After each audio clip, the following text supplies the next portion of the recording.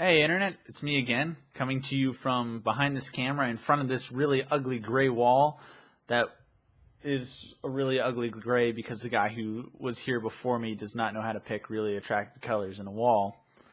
Since my last video was about feminism, I thought I would continue the trend and talk this time about patriarchy.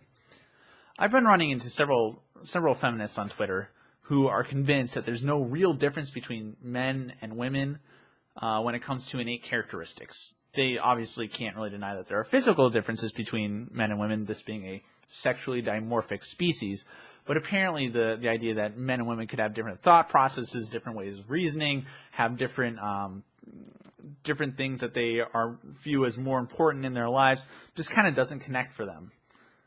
So instead of like trying to prove this, through studies and science concerning white matter and gray matter in the brain, instead what I'm going to do is I'm just going to take this straight down the logic road and see where this leads us. Because alongside claiming that gender roles and therefore the patriarchy is purely a social construct, feminists will also say often that mankind has been defined by men dominating women through pretty much every single culture across all of humans history.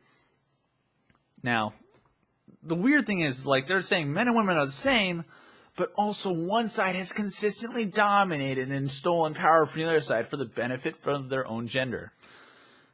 And that's a bit weird. Now, we could chalk this up to being complete conspiracy from the men, and just ever since we were born. Like, when I turned 18, my dad took me aside. I was like, son, it is your job to oppress women and steal power from them.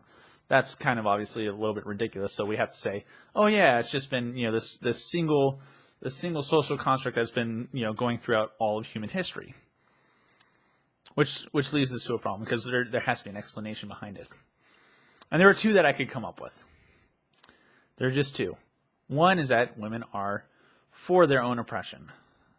Women are, whatever feminists define as this patriarchal oppression, women have actually been like conspirators in their own oppression. They saw some kind of benefit to it. And of course feminists will probably reject this. I would reject it too.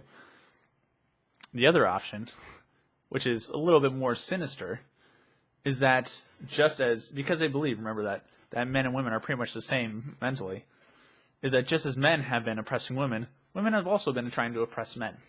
They just really suck at it. And if that's true, that would imply that the feminist movement isn't actually about gender equality. For the feminists who believe that men and women are pretty much the same, it's going to imply that feminists actually really just care about getting more power for their gender, even at the expense of men. And that couldn't be true. Which leaves us with just one option. It is a conspiracy. You see, the Matrix is real. The patriarchy is the Matrix. And you are a battery.